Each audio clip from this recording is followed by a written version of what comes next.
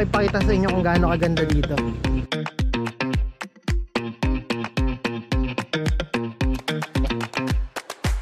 Wow, nakikita niyo ba yun? Sea of clouds. So medyo maambon-ambon, pero hindi yun ambon. Feeling ko fog yun. Right, so ang daming doggy. Gasolina lang ang puhunan.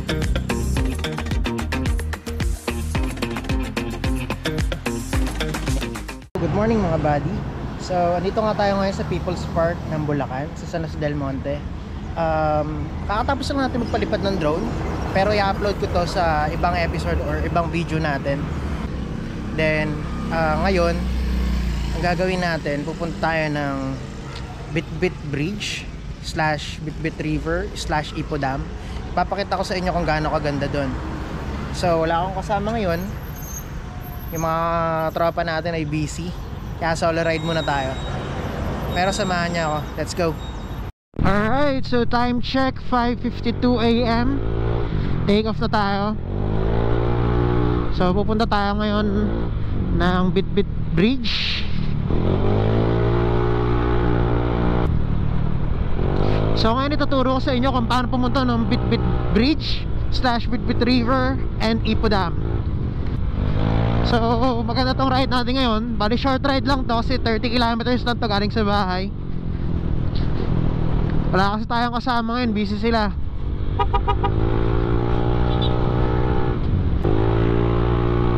So simula Bitbit Bridge, Bitbit River, puntahan talaga yun ng mga taga Bulacan. I-share ko lang sa inyo kung paano pumunta doon.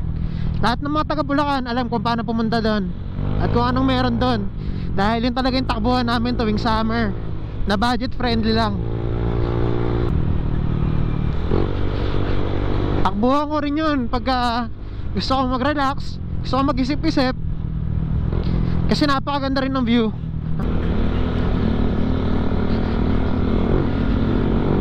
So masasabi mo talaga na gasolina lang yung puhunan, maka-unwind ka na. Ang tagal ko na rin di nakapunta doon, siguro mga 1 taon na rin. Maganda talaga pumunta doon tuwing bare months kasi may fog, lalo na pagka December and January, February yan. Ang ganda, talagang makasasalubong sa'yo parang nasa Baguio kasi puro fog.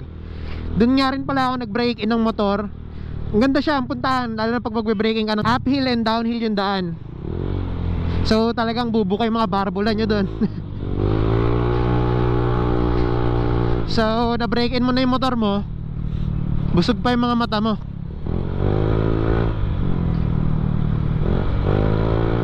So dito na nga tayo, kakalagpas lang natin ng Star Mall. So dire-diretsuhin nyo lang to, Quirino Highway. Then sa dulo nito, pagdating natin ng Norsagaray, Barangay Bigte, meron dun rotonda. Then ituturo ko sa inyo paano pumasok dun. Sana maabutan pa natin yung fog. Nag-aalangan kasi ako umalis kanina medyo maaga talaga, kasi sabi ko baka wala akong makuhaan kasi madilim pa eh, saka malamig doon. Dakar buds. Daming bikers. So Monday nga pala ngayon. So feeling ko doon din sila pupunta sa Bitbit, dahil puntahan din talaga yung pati bikers. So pagpapunta ka, sobrang tarik ng pababa. Then pagpabalik ka naman, marami naglalakad na bikers kasi sobrang tarik din pataas. So nature trip muna tayo ngayon.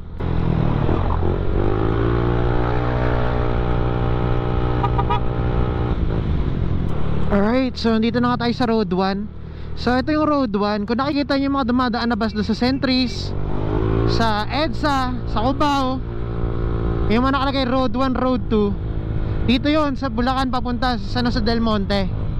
So dito na nga tayo sa Norsagaray, Bulacan. Yan, burado na yung pangalan sa arko. So after nito, siguro after 1 kilometer, nandun na tayo sa may rotonda sa Barangay Bigte, sa may palengke. So After doon, tuturo ko sa inyo kung saan kayo liligo at dediretso para makapunta kayo ng Bitbit. Alright, so dito na nga tayo sa may palengke ng Bigte. So pwede na kayo mamili dito kung gusto nyo mag-picnic, mag-camping doon. Pwede naman. So pwede kayong bumili dyan ng ipapamalengke nyo. Pero may isa pa naman palengke doon bago kayo makarating ng Bigte. Alam ko San Mateo na ata yan. So ito yung rotonda na sinasabi ko. Ito yung barangay, yan yung landmark. So instead na pumunta kayo doon, naliliko doon or iikot dyan, dito diretso lang. So kung mag-commute naman kayo, may tricycle kasi medyo pricey. Woo!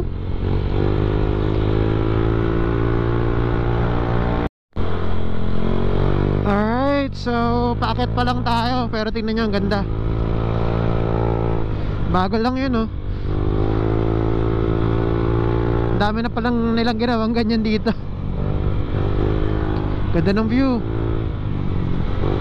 Lumalamig na rin kasi akit talaga tayo ng bundok, literal.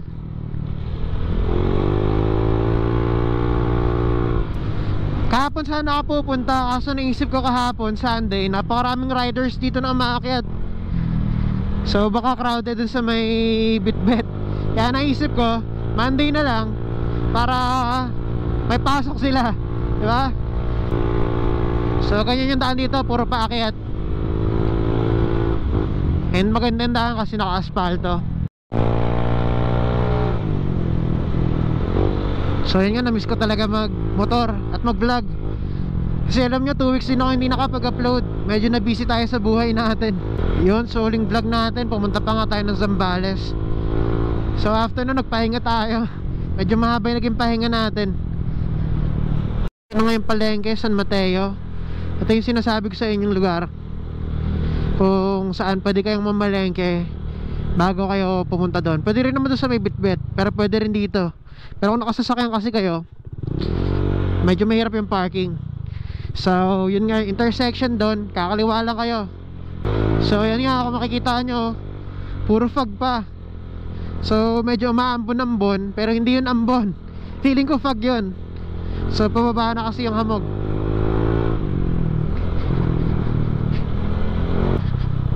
So yung visor na helmet ko ngayon, puro patak-patak ng tubig, pero hamog lang yun.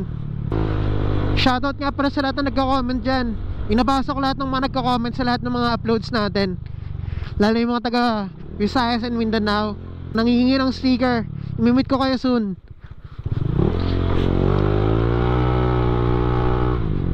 Lumalakas yung ambon. Sana hindi siya magtuloy-tuloy kasi magpapalipad tayo ng drone. So ayaw naman natin na masira yung drone natin. Sana maya tumigil siya kasi may hintuan tayo dito na view deck. Doon tayo na magpapalipad ng drone.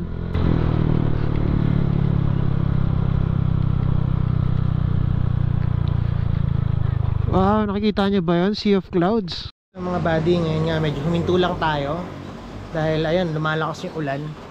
So wala ko sana magpalipad ng drone dito kasi tignan nyo naman kung gaano kaganda ang view, diba? Hindi ko alam kung nakikita gaano siya kaganda sa camera kasi iba yung ganda pag makikita mo siya mismo sa mata mo. Sobrang ganda talaga. Ito yung view deck. Ayan yung Ipo Dam kung makikita nyo. Opo, Sea of Clouds, diba? Meron nga rin palang mga kainan doon.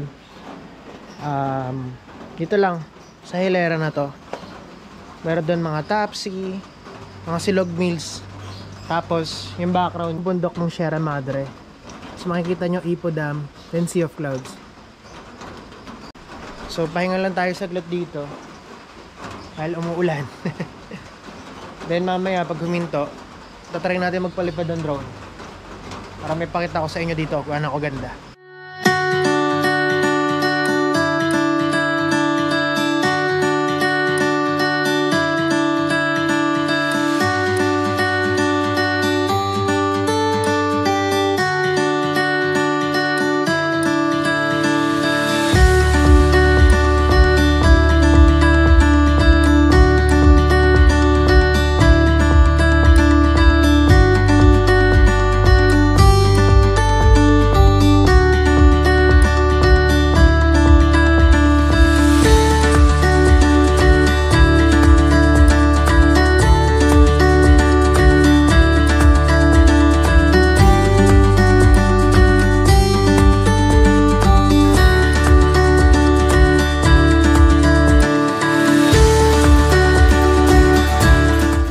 overpass, napakaganda pa rin talaga dito, lalo na pag umaga. So ayun yung mga sinasabi ko sa inyo, mga kainan. Then yun yung makikita nyo mga view. Lalo naman to, diba? Kakain ka lang, tapos yun yung view mo, para ka nasa langit. Bata pa lang ako, lagi na pumupunta dito. At hindi talaga nakakasawa, napakaganda. Napakaswerte namin mga taga Bulacan na napakalapit lang nito sa amin. Okay, so ngayon naman, bababa naman tayo doon sa Bitbit Bridge. Sana wala masyadong tao. Napakadaming dumang motor kanina. Hindi ko alam kung mga lokal yun o talagang pupunta rin sila doon. Kasi ganda talaga dito. Kaya talagang dinadayo rin siya ng mga riders. Dahil may budget friendly lang. And so pag pupunta nga talaga kayo dito, siguraduhin nyo lang na yung mga motor nyo is in good condition. Lalo na yung mga brakes nyo. Mag-ingat pa kurbadang daan. Maraming na-aksidente dito. Totoo, maraming na-aksidente dito. Kaya pag pupunta kayo dito, check nyo talaga lagi yung mga preno nyo. At syempre yung motor nyo dapat good condition. Tingnan nyo naman kung gaano kaganda, diba? Nature trip talaga. Napakalamig dito.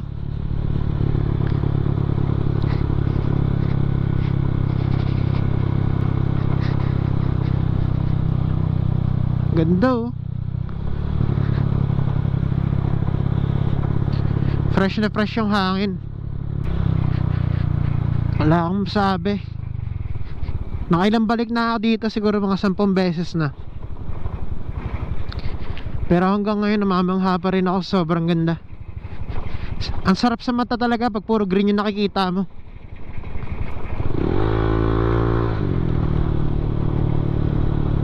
Alright, so dito na nga tayo sa Bitbit Bridge and Bitbit River. So ito yung papunta ng Bitbit River. Mamaya pupunta tayo dyan, pero dito muna tayo sa Bitbit Bridge. Balibad ulit tayo ng drone dito. Sayang di na natin abutan yung fog. Kasi last napunta ko dito, dito mismo sa bridge na to, itong napakabang bridge na to, punong-puno ng fog. Daming pupunta dito para mag-relax.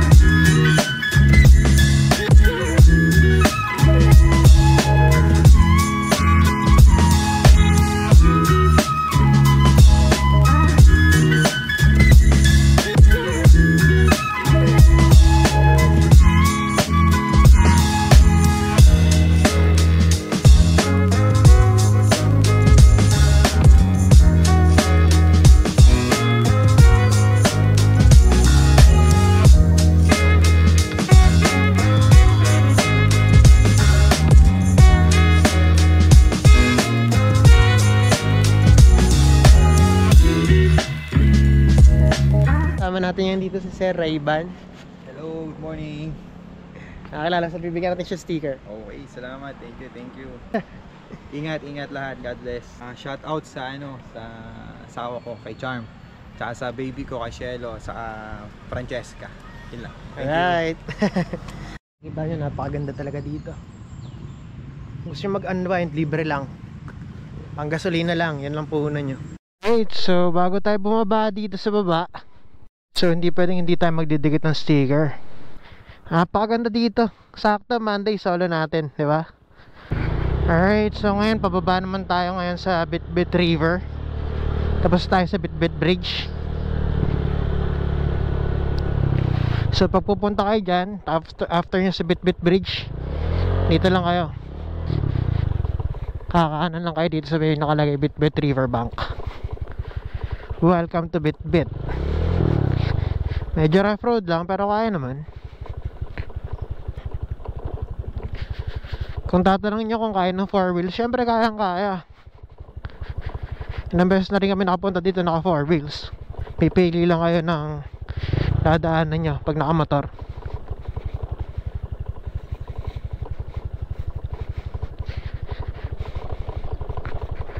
Right, then rough road ulit.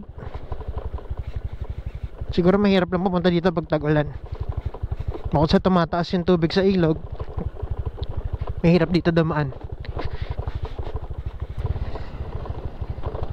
Alright. So, dito na nga tayo sa baba. So, pag bike 10, motor 30, tricycle 50, kotse SUV 100, jeep and van 150, bus and truck 200. Meron din sila mga cottage. Morning po. Bali may address po tayo 30 sa baba. Okay. Thank you po. Alright, so ang daming doggies.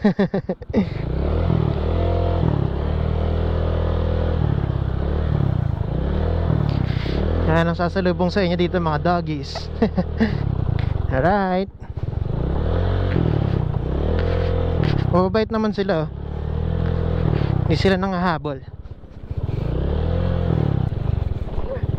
Hello.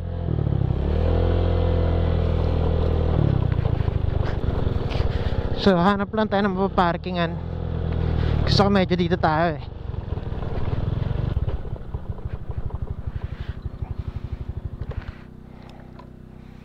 Alright, so nandito na nga tayo sa baba, sa Bitbit River. So gusto ko ipakita sa inyo kung gaano kaganda dito. Napakalinaw ng tubig. Ito yung bato na kung saan tumatalon yung mga pinsa ko dyan. Hindi ko kasi kaya tumalon dyan eh. Sobrang taas. Then dati wala pa mga, hindi pa ganun kadami yung cottage dito. Sakto pa lang. And doon wala pa silang mga talagang cottage na katulad nyan. Pero mga cottage dito na talagang semento na makakapagbihis ka na maayos. Kasi dati nagbibihis lang kami sa likod ng bato. Doon sa dulo doon meron ako na ring mga CR na pwede ka magbihis. Then napakarami ng cottage. Pwede ka rin dito maglatag ng tent. Mas gumanda siya ngayon. Mas luminis. Pero ganun pa rin, payapang payapa pa rin. Pagbagsak mo dyan, napakalalim na parte ng ilog. Hindi ko kasi kayang tumalon dyan dahil sobrang taas at may fear of heights ako. Hindi ko alam kung kita kung gaano siya kataas dito sa camera. Pero sobrang taas talaga nyan. Ganda pa rin dito, lamig. Talagang marerelax ka. Hindi naman kailangan mag-relax sa mahal na paraan. May mga libreng paraan para mag-relax katulad nito. Libre lang. Kaya kami mga taga Bulacan, ang swerte namin dahil napakarami namin pwedeng puntahan dito sa Bulacan na libre lang. Gasolina lang ang puhunan. Sa lahat na magtatanong kung pwede dito mag-camping, talagang pang nature trip talaga siya. Dahil kung makikita nyo, laki ng pwesto. Okay din yung mga cottage. Yan, may mga aso pa nga. So ngayon water check tayo. Tignan natin kung malamig pa rin yung tubig. Wala kasi tayong dalang damit eh. Right. Oh, lamig ng tubig. Fresh na fresh, napakalinaw oh.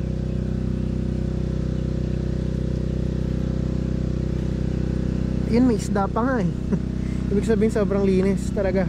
Galing ng mga taga dito. Kasi bata pa ako, ito na yun. So na-preserve nila at mas napaganda pa nga. Pag umabot yung tag-ulan, sigurado mas mataas yung tubig dito. Gusto nyo, kasama nyo yung mga tropa nyo, pamilya nyo, mag-ihaw-ihaw kayo dito, pwedeng pwede. Mas maganda dito pumunta ng weekdays. Kasi pag weekends, napakaraming tao dito sigurado. Siyempre family day. Pero pag weekdays, tignan nyo, solo. So paano mga buddy? Mukhang dito ko natatapusin yung vlog natin. Sana nag-enjoy at nag-relax kayo sa nature trip natin ngayon. Kahit solo ride lang tayo. Sana supportahan nyo pa rin yung channel natin sa Facebook and YouTube. Search nyo lang Ride and Tell. Sana tuloy-tuloy lang yung suporta natin sa channel natin. Dahil marami pa tayong video na i-upload. Please like, share, subscribe. At lahat ng nagko-comment dyan, lahat yan binabasa ko at isa-isa kong nire-replyan. So paano? Maraming salamat sa suporta. Let's ride and tell.